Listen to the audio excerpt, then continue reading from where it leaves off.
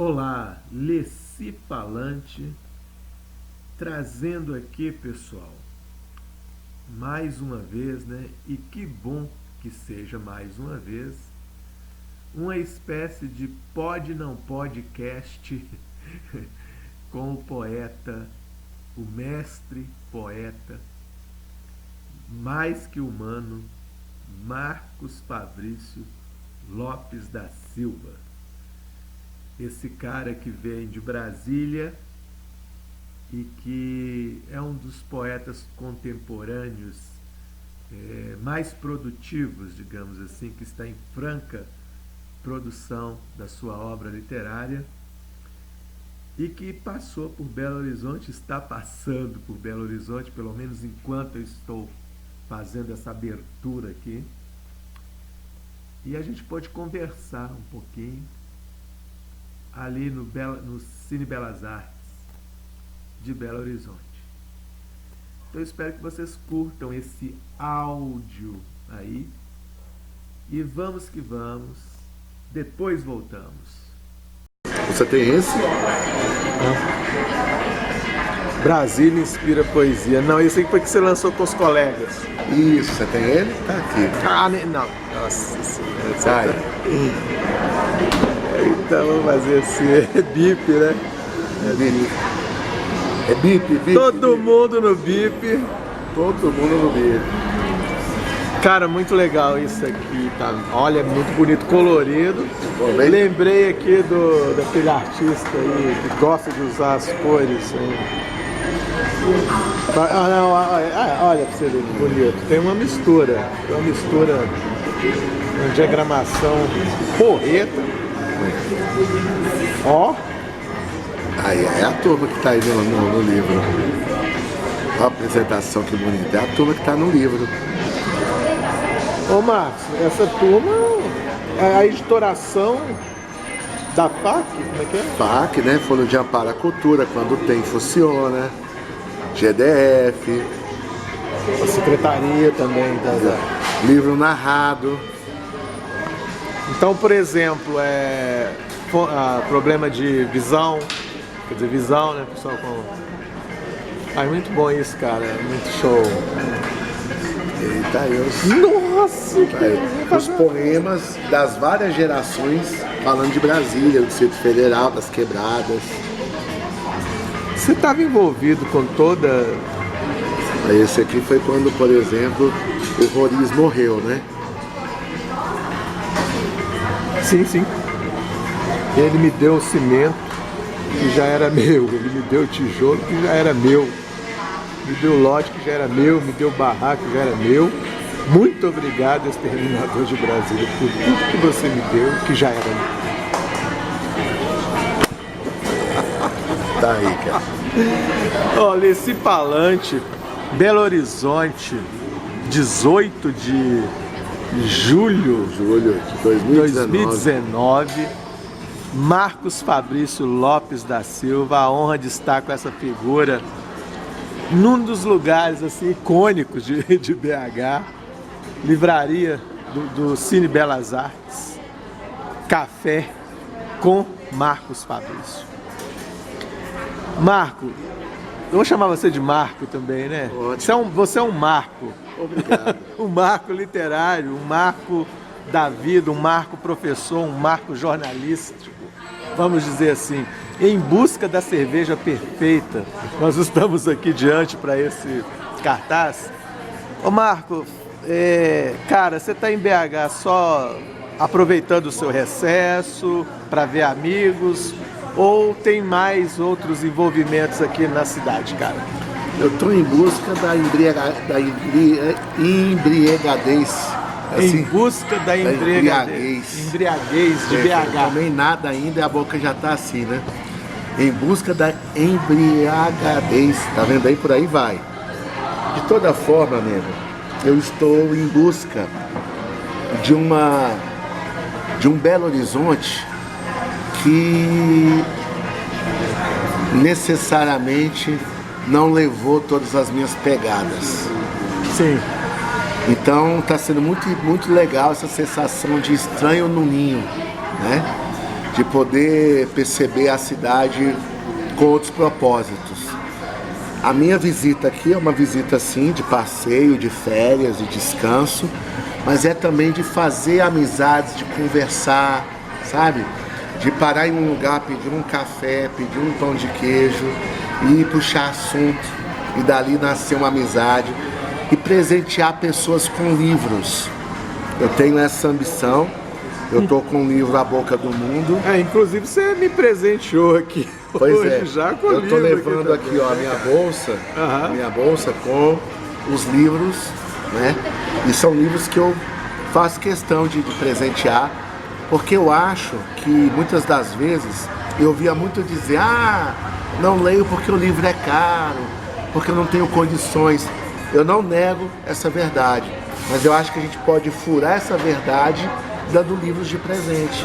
Por que a oportunidade tão bacana de presentear alguém não pode ser aproveitada dando livros, né? Sim, o livro ele pode ser um presente para as pessoas que falam que não leem porque não tem Perfeitamente. acesso. Então gente que tem acesso se sente encantado. E gente que não tem acesso, eu percebi uma alegria ímpar, sabe? Eu acho que é como aquela primeira vez que você recebe uma flor de presente, sabe? Como se fosse flor também. É como uma criança que faz um barquinho de papel e te dá como adulto aquela lembrança, sabe? É como a tela de um amigo que diz assim, nossa, eu pensei em você o tempo inteiro, está aqui de presente. Uma escultura, quer dizer, a arte presente na vida, presente enquanto presença e enquanto surpresa, né? Enquanto lembrança, né? Enquanto também materialidade a ser evidentemente participante das trocas sociais. Eu acho que o livro precisa participar mais das trocas sociais, principalmente numa sociedade ainda muito vertical como a nossa, sim, né? Sim, muito sim. desigual. Então é interessante também levar livros para lugares que as pessoas querem o livro também, e às vezes essa chegada, essa aproximação ainda se faz muito difícil. Eu gosto muito de presentear e ler um poema, tentar entrar no universo da interpretação do outro, o que o outro sentiu, né?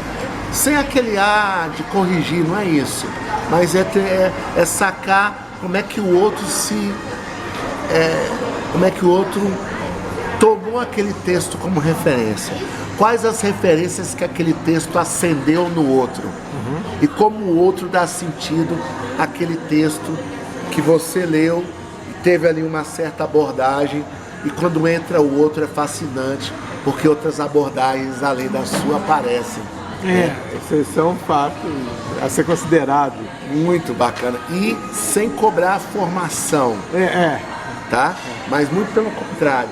É ter respeito pela ciência que o outro carrega. Até porque cada pessoa em si é uma escola. Cada pessoa é uma escola. A escola não é somente um prédio. A escola não é somente uma instituição. A escola não é só sinônimo de academia. A escola, acima de todas essas roupagens expressivas, a escola é uma pessoa. Tanto é que em África, quando morre um preto velho, se diz assim, morreu uma biblioteca ambulante. Sim. Toda vez que morre um preto velho, morre uma biblioteca ambulante. Fato. Isso aí eu já ouvi algo semelhante a isso aí que você está dizendo. E Marco, cara, dentro disso daí tudo aí, que é muito legal poder, eu acho assim, a conversa de PC, a gente dialoga às vezes pela interface do telefone, do notebook, que é uma forma de encontrar o outro mais rápido, mas parece que está dispensando esse olhar, esse olho no olho, essa presença aqui. Então eu falo para você o seguinte, cara, 2019, eu percebo assim, que 2019, me corrigir se eu estiver errado, tem sido um ano em que você está priorizando mais o fazer literário. 2019 veio como dentro do esperado seu, de ter essa intensidade literária que está tendo, ou é uma coisa que está rolando sem que você tivesse planejado? Olha, aberto pra gente brincar de balanço foi um divisor de águas na minha vida. Porque eu percebi, Leci, que a gente pode fazer sem um aparato editorial ideal. Eu estava esperando muito o ideal acontecer. Sabe aquela história da música da Raul Seixas? Pare o mundo que eu quero descer? Não. Eu quero estar voando e o mundo rodando. Eu não quero que nada pare o Marcos Fabrício brilhar. Porque o dia que o mundo parar, o Marcos Fabrício para. Entendo. Sabe? Entendo. Então esse movimento do mundo é inspirador. Ele não pode ser lido como um elemento prejudificador, se existe esse termo. Não pode ser lido como um elemento prejudicial, sabe? Essa correria do mundo, ela pede da gente participação e contemplação.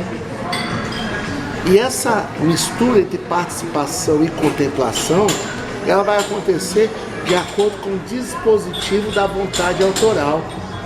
Não é o mundo, é você. É você que vai apertar no acelerador, no freio e na embreagem. A direção, ela é sua também. E tem momentos, Leci, que eu adoro pegar uma carona. Tem me ajudado muito a andar de ônibus público, cara.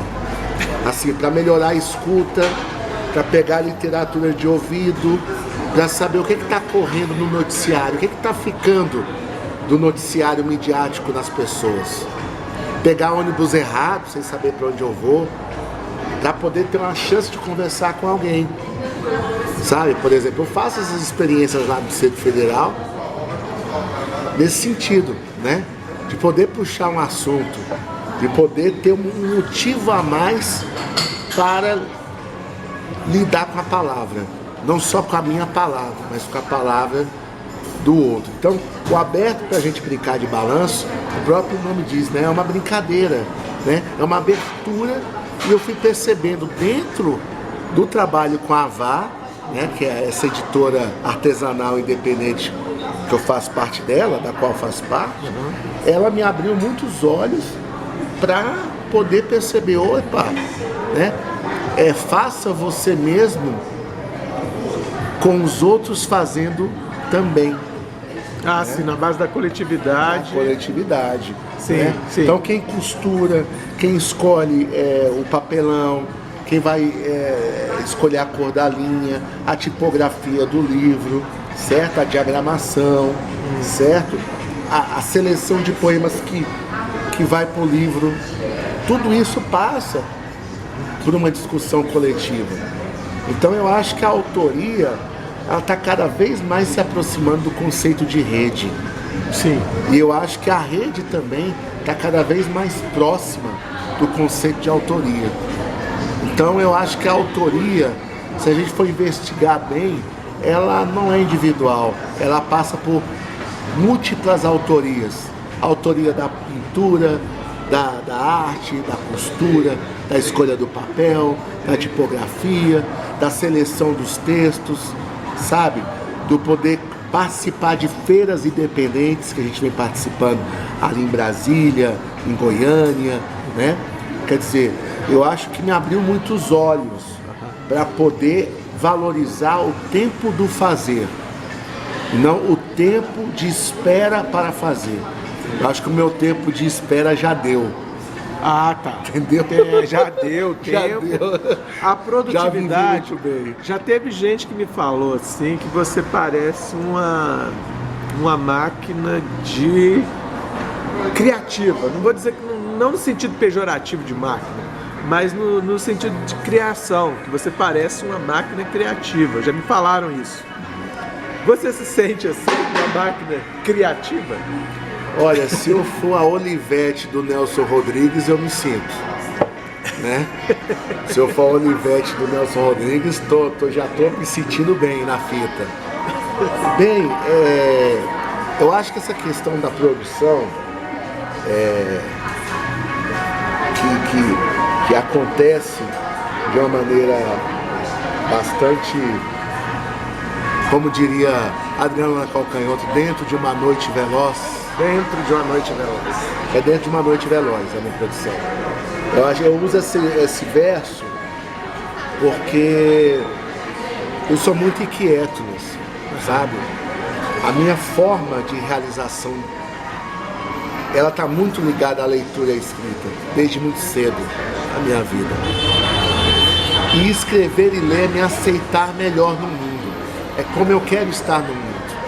Foi a chance que eu tive de me perceber escolhendo aonde eu quero ser, aonde eu quero ficar nessa profusão de estímulos, de profissões, de ofícios, de afazeres. Eu me vejo escritor o tempo inteiro, é onde eu me sinto qualificado para participar mais do mundo. E aí o jornalismo foi o aspecto estimulador, porque o processo de escrita jornalística, ele se dá dentro de um aperto de tempo. Ah, tá. Então o jornalismo, você acha que o jornalismo de certa forma, te espremia, entre aspas, para a criação? Espremia para sair o suco de mim. O que eu escrevo é o suco de mim. Né? E isso te levou para esse processo também. Embora você crie poemas, né, a gente vai vendo ali que você usa a rede social, posta demais em Facebook também. Você vai criando. Então a poesia, ela acompanha o ritmo, esse ritmo também da sua criação jornalística. Sim, porque se você for pensar no século XIX, a base jornalística ela era literária, né? O século XX separou mais, né? Criou um certo divórcio, no meu entender, desnecessário entre a literatura e o jornalismo. Para mim, o jornalismo é um gênero literário. Sim, sim. Talvez ele seja muito influenciado pelos estudos que eu desenvolvi no mestrado sobre as crônicas do Machado de Assis. Né? Eu leio muita crônica, gosto de ler. Ah, que legal. Porque é o lugar de respiro, entendeu? É o lugar onde é o intervalo entre o tic-tac da máquina. Sim. Entendeu? Sim. Então a literatura é o intervalo do tic-tac jornalístico. Né? E esse intervalo entre uma tecla que sobe, entre um movimento de mão que sobe e outro movimento de mão que desce, naquele movimento que é o teclado, né? Porque o teclado do computador, para mim, porque eu também peguei o teclado da máquina, o teclado da máquina e o teclado do computador é a minha forma de tocar piano. Eu não sei tocar piano, mas eu sei e tento saber tocar aquele piano que me é disponível, dentro do que eu sei, que é atualmente o teclado do computador. E aí eu percebo que eu estou diante de uma tecnologia 4.0, né, o que se fala muito, a Revolução Industrial 4.0, apesar que eu me sinto muito feliz no século XX, e faço essas confusões temporais dentro da minha cabeça, porque isso me ajuda também a construir literatura e a construir poesia. Então, retomando aqui, amigo,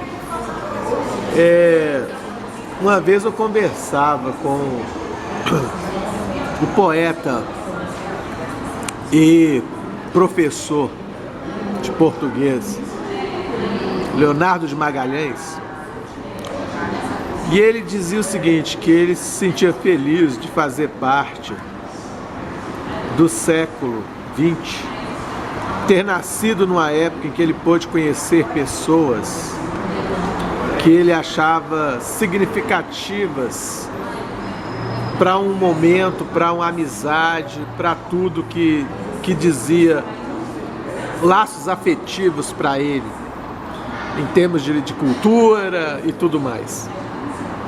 A pergunta que eu te faço, Fabrício, Você se sente um homem do seu tempo? Você se sente um homem desse tempo que você vive? Te agrada?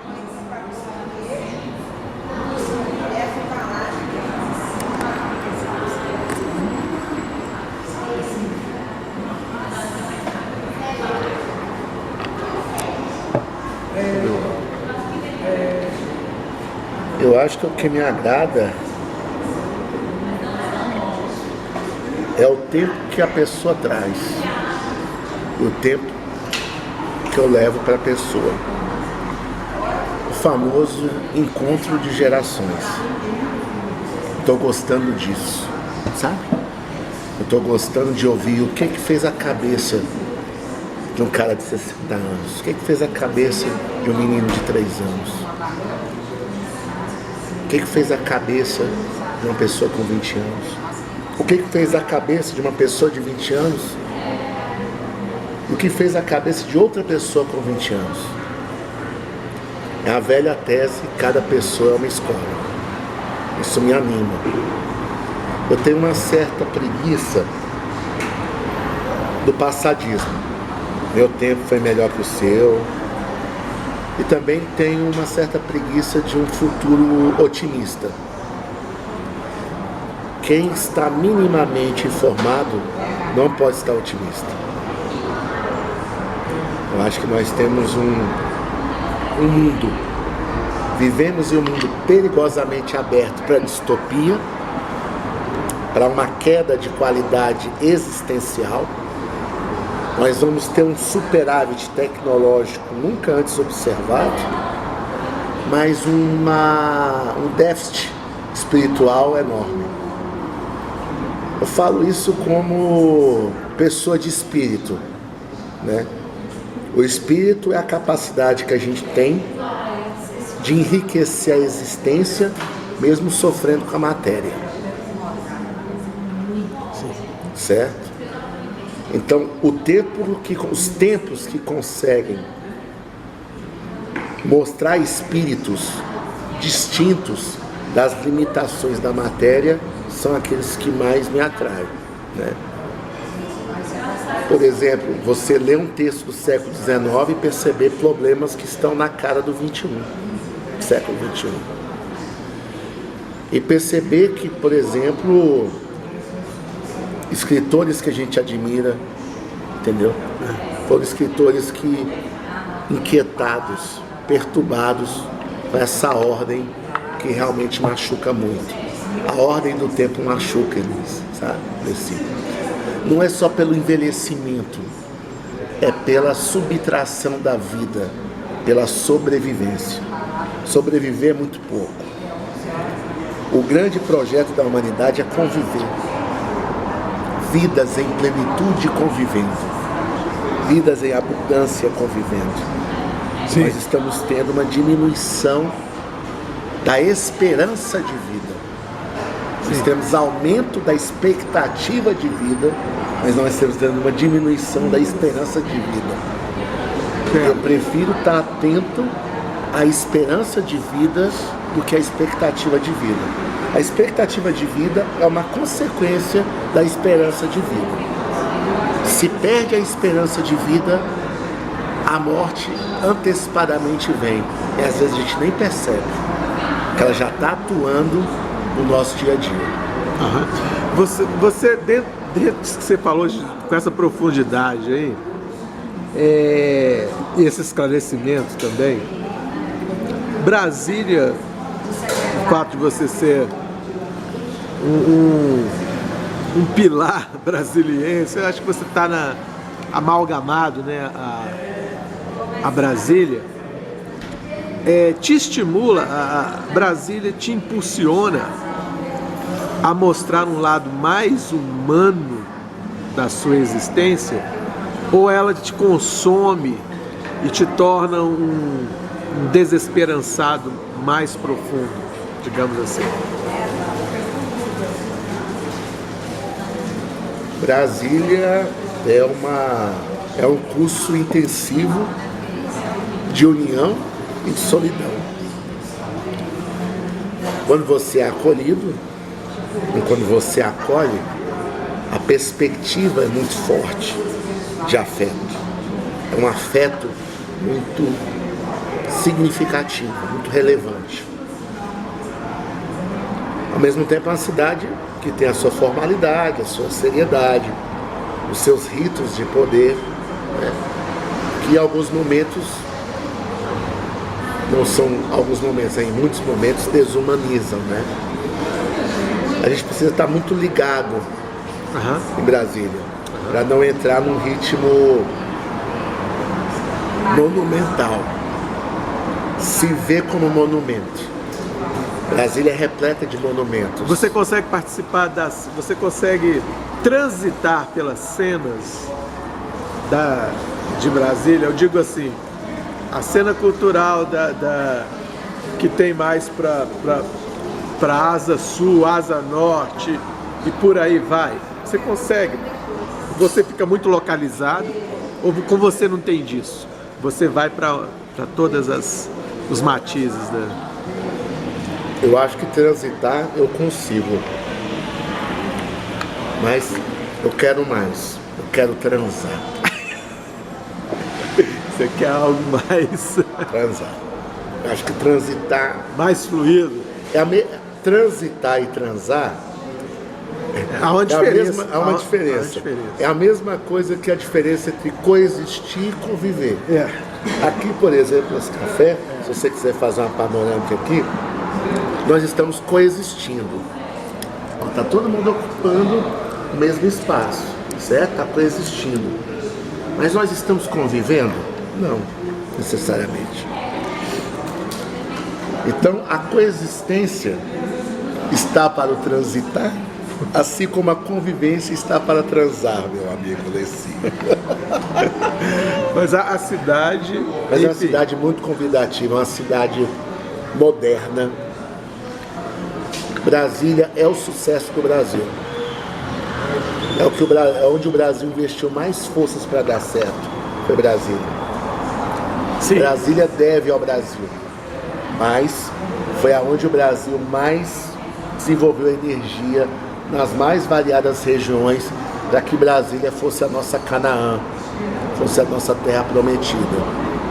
Houve uma mistura de arquitetura, de urbanismo, de fé, de misticismo, tudo isso, entendeu?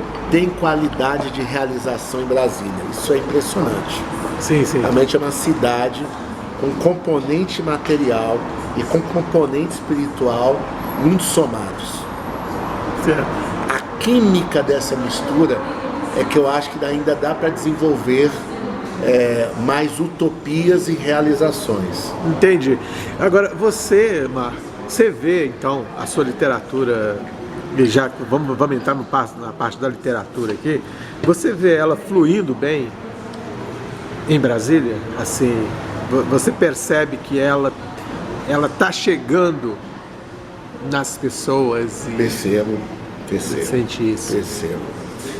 Eu percebo principalmente nas escolas, nos saraus, entre famílias. Recentemente eu lancei meu livro no churrasco de família. Foi divertido, né? Eu cheguei meio assim, porque você... Quando a gente escreve, o Leci, a nudez é outra, né? Sim. Todo mundo tem a história a família tem as nossas histórias de infância, né? Ah, como aquele menino era chorão, como aquele menino dava trabalho. Agora imagina você com 40 anos continuar a dar trabalho. Já não é mais chorar pela chupeta, é promover um livro. Imagina o quanto isso, as revelações, porque a escrita é um instrumento de poder, é a nossa forma de querer ser Deus com o diabo no corpo. Você está entendendo? Então, essa escrita, nós temos uma crença de que a escrita ela é biográfica. A escrita é muito mais perigosa, porque ela não é só biografia, ela é invenção. O que não é inventado na literatura é falso, não cola. O que deixa a gente vibrando ao ler não é a verdade, a inventividade no contar as coisas. Tá entendendo? Isso dá muito mais caldo, né? Uma coisa, o ministro da Economia falar assim, nós precisamos fazer a reforma da Previdência, senão a economia não vai crescer. Esse discurso todo dia a gente escuta. Outra coisa é vir um tal de José Paulo Paes e dizer assim: economiopia, desenvolvimentir, suicidadãos, consumidoidos, patriotários, utopiada. Utopiada. Sim. Sabe a diferença? É aí que tá. Um disse de uma crise, um discurso para lá de consagrado, maçante, ideológico, né, no sentido que não é inventivo, no sentido protocolar, burocrático, ministerial. O discurso do Brasil oficial. Outra coisa é o discurso do Brasil surreal, que é onde a literatura atinge. Imagina o que foi para o José Paulo Paes atingir a expressão economiopia em pleno milagre econômico dos anos 70. Sim, sim. No calor da hora, ele percebeu a barca furada do milagre econômico, a partir de um neologismo poético. Tá entendendo? A literatura é poderosa nisso, é por isso que ela desestabiliza. Porque a gente consegue olhar na hora o que está acontecendo. E eu não digo isso só no métier profético, não, porque eu acredito no poder das profecias literárias. Eu acredito que o poeta canta a pedra do tempo seguinte. Sim, sim. Sabe, falando do seu momento. Ele consegue lançar uma rede, uma tarrafa para o futuro que vai, nessa puxada, trazer peixes que não estavam só ali no métier do pescador. Está além. Eu acredito no poder profético da literatura.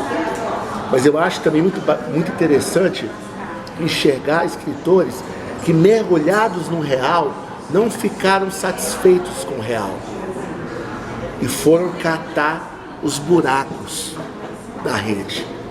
E esses buracos da rede, não percebidos como tais, pode causar um futuro esburacado lá na frente.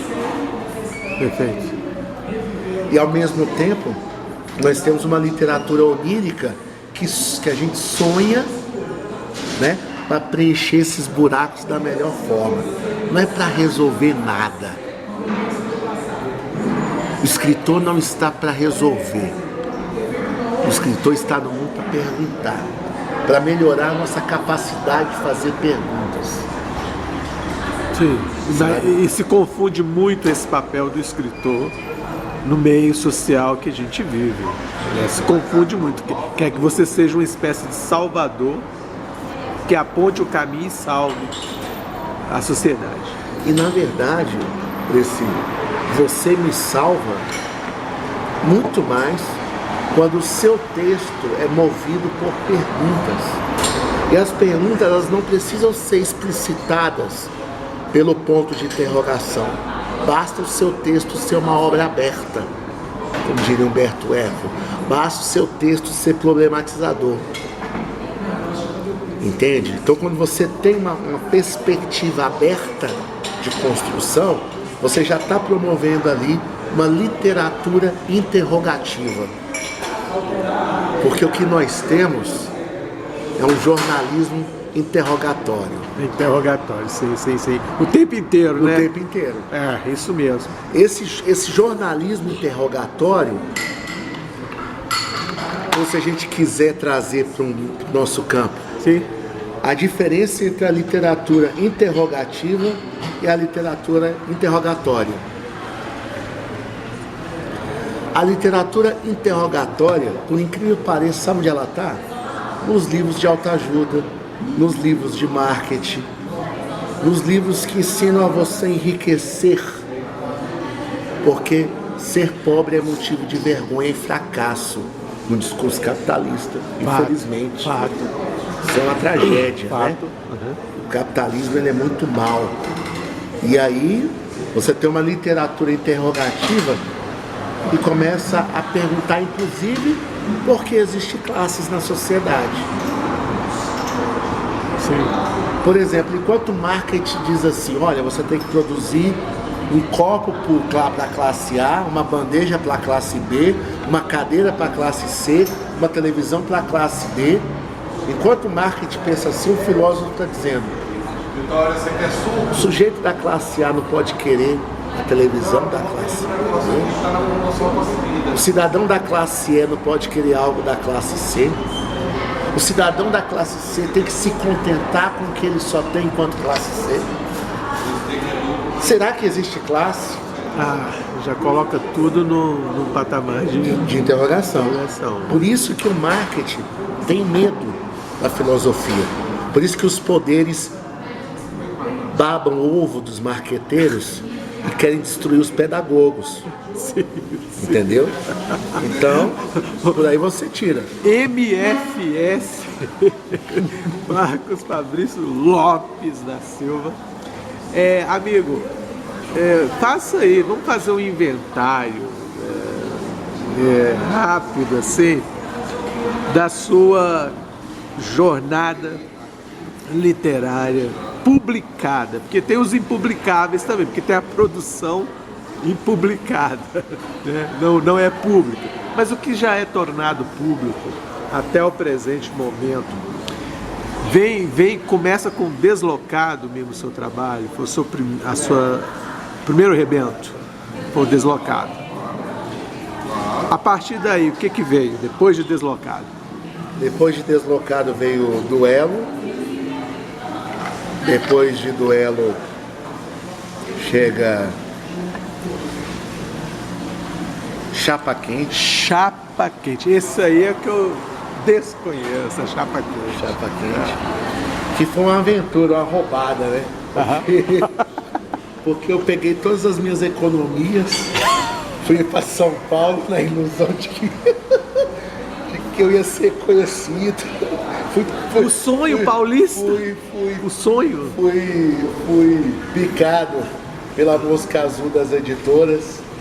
E sim. queria, mas não foi uma editora, também não era grande editora, mas por ser São Paulo eu achei que ia circular minha poesia com mais chances de ser conhecida, sei lá. Isso, aí veio Chapa Quente nesse momento. Aí o Chapa Quente foi o seguinte, cara, eu tava dormindo num motel para economizar dinheiro e do lado do motel tinha uma editora.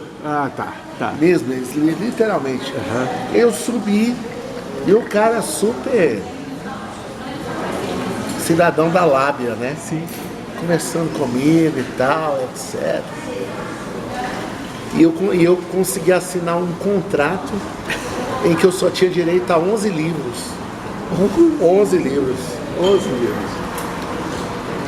E em troca o cidadão divulgava o meu trabalho na internet. O livro ficaria exposto nas principais livrarias de São Paulo, do Brasil. Por aí. Ou seja, o cara prometeu para mim que eu não teria problemas de distribuição e de alcance. Sim. Uma vez que, como ele dizia, um cidadão de Serra Leoa que quiser ler Marcos Fabrício pela editora Baraúna, a editora tem chance. E eu, menino de tudo, como dizem Minas, né? Eu, menino de tudo, fui lá, peguei minhas economias. Aí chegaram os 11 livros, que só com a minha família nuclear acabou, né? Sim. E hoje, para eu ter esse livro, eu tenho que comprar R$32 cada um. Isso é forçado a comprar ele. Ele existe para venda lá. Existe na editora www.baraúna.com.br. Beleza. Vai lá, você consegue comprar o Chapa Quente, acho que no máximo com R$40, juntando a taxa de correio, o livro chega na sua casa. Ele existe. Chapa Quente. Chapa Quente. Tá, raridade aí do Marcos Fabrício. É raridade até pra mim, só tenho um livro dele. Tá complicado juntar um número significativo de reais para comprar, né? Por exemplo, se eu quisesse fazer um lançamento com 100 livros, eu teria que ter na mão 4 mil reais. 4 mil, isso é uma quantia legal. Né? Então, tá aí o Chapa Quente, ele existe. Aí essa porrada que eu levei me deu, né, um desgosto de realizar livros por um tempo. Certo. E aí eu conheci uma pessoa chamada Natália. Natália, que é uma pessoa linda, é uma entidade, uma poeta, uma grande amiga. Eu encontrei com ela estava ali no processo de consultoria literária. Ali estava nascendo a Avá, a editora artesanal. E aí eu me aproximei dela e disse, olha, eu estou me sentindo fracassado, não estou realizando nada, estou mal com isso. Eu quero publicar um livro, mas a experiência anterior não foi bacana, que foi essa de São Paulo. Sim. E ela me disse, não, a gente vai fazer tudo com o que a gente tiver condição de fazer. Usou da honestidade. Na honestidade, falou, nós vamos fazer com o seu tempo financeiro, com o seu tempo produtivo, com o seu tempo recreativo. E nós fomos comprar linha, comprar cartolina, entendeu? Imprimir os livros. E numa papelaria lá perto de casa, que é onde os livros são impressos, numa papelaria. E eu fui organizando, né, cara? Eu fui fazendo um cronograma, né, cara? De custos, né? Pra eu não precisar dar R$1.000 de uma vez, né, cara? Eu tive uma paciência, eu controlei a minha ansiedade. A ansiedade que vem, né? Pra publicar logo. Eu falei, não, tem um ano inteiro pra publicar. Com isso eu vou adquirindo o dinheiro necessário para as etapas. E aí, aberto pra gente brincar de balanço. Sai, né? E esse eu tenho, você já comecei a ter. Aí entra aí a galera, Zumbi dos IPs, né? Também pela Avá. Aí o Filho e o Bíceps pela Semi Edições, que a Semi Edições é uma editora de um puta poeta marginal chamado José Soter. José Soter. Contemporâneo do Nicolas Ben, da Noélia Ribeiro, do Luiz Turiba, do Vicente Sá, toda aquela geração que movimentou Brasília nos anos 70, 80. E o Soter falou, eu quero te publicar, cara. Agora sua poesia. Eu levei um certo tempo para compreender, né, tudo isso. E ele me ajudou a pela Semi o livro sair. A capa do livro é de um outro poeta fantástico, Luiz Felipe Vitelli, que fez a capa do Filho e o Bíceps. Sim. E aí, nesse movimento, rolou um convite da Tânia Diniz para sair pela Sangue Editorial. Tânia Diniz, poeta fantástica, mineira, uma mentora de um grande trabalho chamado Mulheres Emergentes. Tem um jornal, não é isso? Isso, grandão. Tânia Diniz é demais. E ela me mandou, olha, você não quer participar de uma coleção? Cada escritor individualmente participa do processo. Eu fui me organizando financeiramente de novo, fui montando um cronograma, né? Fui conversando com o Leonardo, Leonardo Costa Neto, foi um cara que foi muito compreensivo nos prazos financeiros, né, para fazer o livro.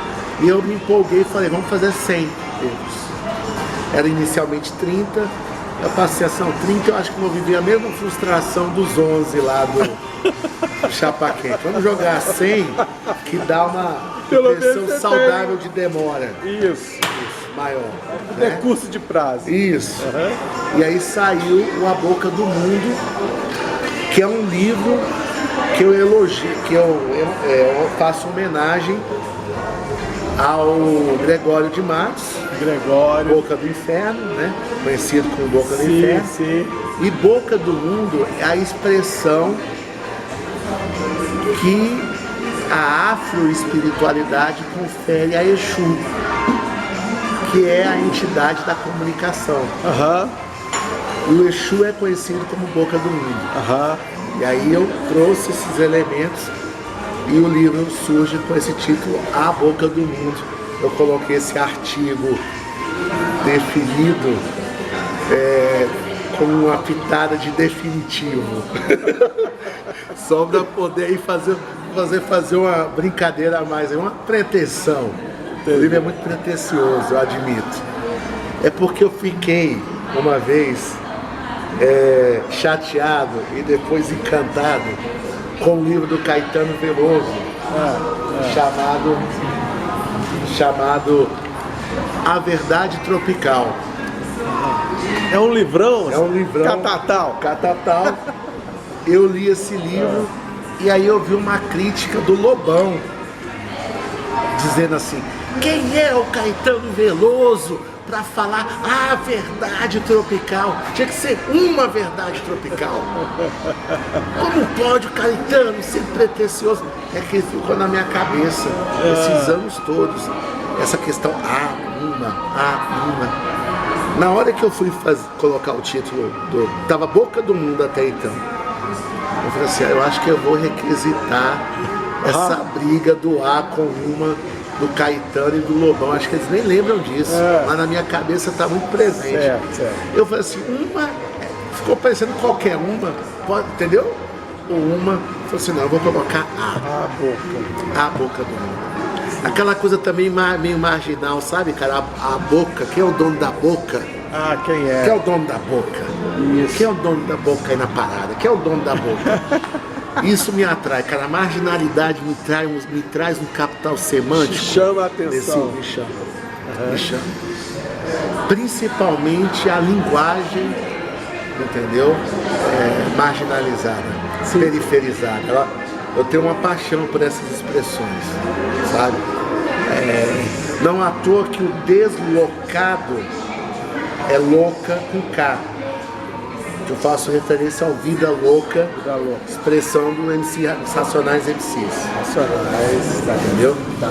Então, deslocado, ele se escreve 10 com Z, 10, louca com K e o do, deslocado. Então, e aí eu faço essa jogada, né? E o Deslocado, ele é meu primeiro livro e ele é muito forte porque é o meu livro de saída de Brasília para Belo Horizonte. Eu faço ele aqui com o apoio do Giovanni Mendonça. Aí entra o Giovanni na minha vida, mentor e poeta lá do Pão e Poesia, Ninho das Pedras, Árvore dos Poemas, Fruto Poemas. Giovanni, isso é sensacional, cara.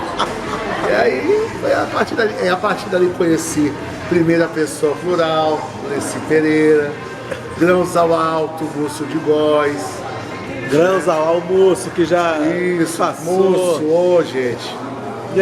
A gente tinha um contato mais pela internet, eu tinha mais pelo Facebook, com a materialidade dele, o trabalho dele. Eu também gostei muito. Sim. Gosto muito da poesia dele. Sim. E aí passou a boca do mundo. Passou a boca do mundo. Surgiu aí depois dele o quê? Depois da boca do mundo? Depois da boca do mundo eu tô com uns trabalhos em andamento, né? Tem um livro que era para sair bem antes, tem 2 livros que estão... Essa participação que você teve aqui, inclusive... foi uma publicação coletiva, né? Publicação coletiva. Que é o Brasília Inspira Poesia, o BIP. O BIP, tá? Isso é bem recente. Recente, saiu esse ano. Esse ano. Isso. Tá. Aí você teve Zumbidos e Pês. Zumbidos e Pês. Depois de Zumbidos e Pês, entra o Filho e o Bíceps.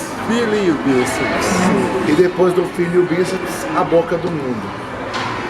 Então, quer dizer, a Boca do Mundo veio depois dessa... Veio depois do BIP. O BIP é uma produção coletiva, né? Sim. Os livros que eu te contei são das produções de autoria individual. Sim.